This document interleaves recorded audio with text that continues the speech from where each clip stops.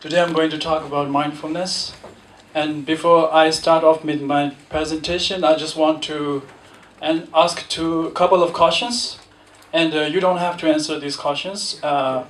Just think about these questions, and then if you really want to answer these questions, then answer in your mind, because I already know the answers. So my first question is, have you ever found yourself thinking about something else while listening to your friend, and then you suddenly become conscious, and then you pretend that you have understood everything that your friend just said? Yes. And another case, you're doing an important job, an important task, and then your phone is lying on the table, and suddenly there's a notification sound, and then you flip up your phone, and you go to text messages, and then switch on the Instagram photos, Facebook profiles, or watching these short clips, sharing them all, and then you, at the end, you just realize that you have spent many hours on internet, even realizing it before. So these kind of things are happening to every one of us, not you, not me, and all of us, until unless you have a very special trained mind. And have you ever felt anxious, stressed, and overwhelmed by life? And asking this question, it sounds a little stupid, because on a daily basis we experience stress all the time, no matter who you are, what you do, and we have this stress all the time. And these are some kind of personal level of issues or problems that we have. And there are so much more bigger issues, global level issues, like take an example of planet itself. Take an example of planet itself. We have, planet itself is facing a tremendous amount of threats and challenges that are not unknown to other times. And we, from global warming, political issues, natural disasters, and so much more, list goes down. And all these things are somehow connected to our life, how we think and how we live. And only if you are mindful about these things, you won't be able to realize these things. So mindfulness is very important. So that's why I'm here to tell you about it. And coming back to the topic, mindfulness, what exactly is mindfulness? It is a symbol. It's a process of training your mind, and which was first originated from Asian countries, and now it's becoming very popular in the Western world too. And this mindfulness, what it means is, it's simple, just being in presence and be in conscious experience of your sensations, feelings and thoughts and emotions. And when you are aware of these things, then you know what you are doing.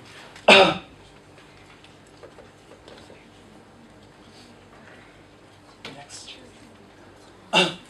So I'm going to just talk about the benefits of mindfulness, and these are very simple. Reduce anxiety.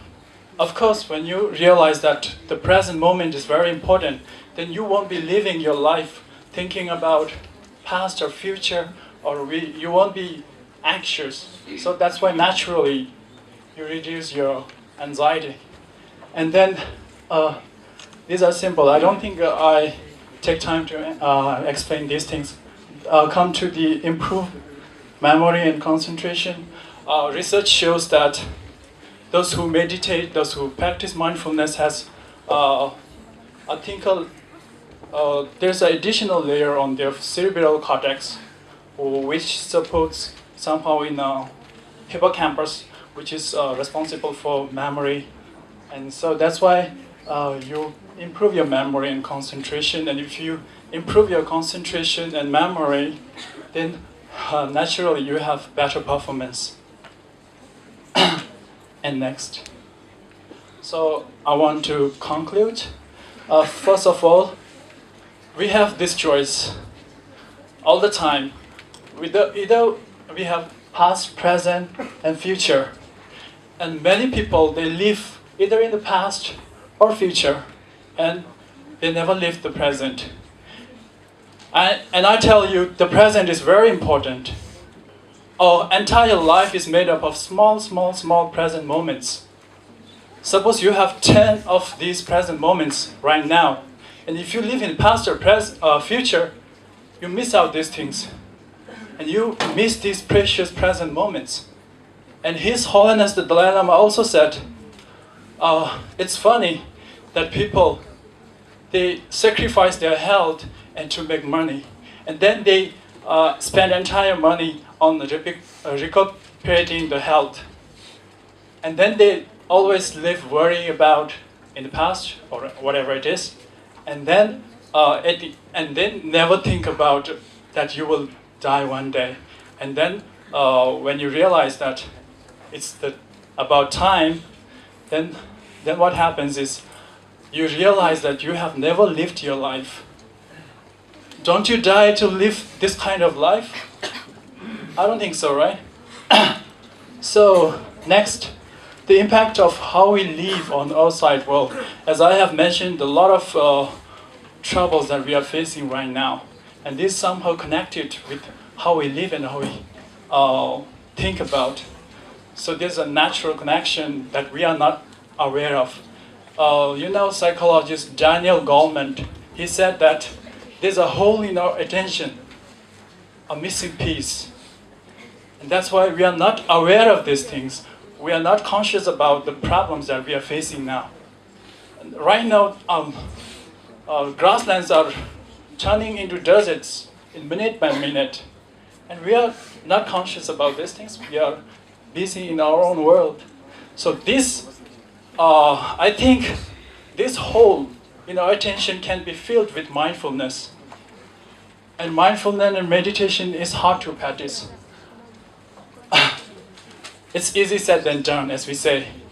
So I have my own experience. When I was practicing this mindfulness, I didn't do a lot of just on first day. I was told to focus on my breathing, right? And then the more I focus on my breathing, the more my mind becomes restless. It was like a flag in the air, right? It moves here and there, and this monkey mind never stays at the same. And then I was frustrated, and I look around my surrounding and I see these tourists and geshe-las and monks. They were so calm and so natural. And then I become judgmental. Why would they do that? And how can I do this?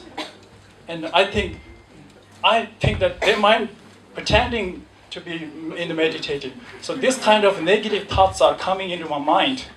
And next day I told Geshe-la, and he said, it's very normal. He said it's very normal. And then for beginners it happens. And then, but you're not practicing mindfulness. You're practicing judgmental. And that's why it's very hard to practice. But then there's something called neuroplasticity in the neuroscience. And this neuroplasticity is like wiring of neurons and then forms pattern in your brain.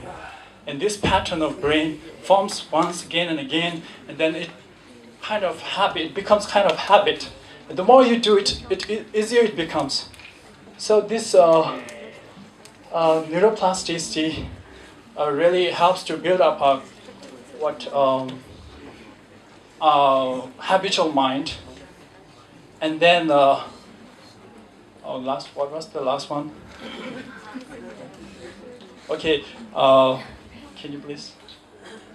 And then last, I just want to end up my presentation with the one hot tip, that is every morning when you brush your teeth.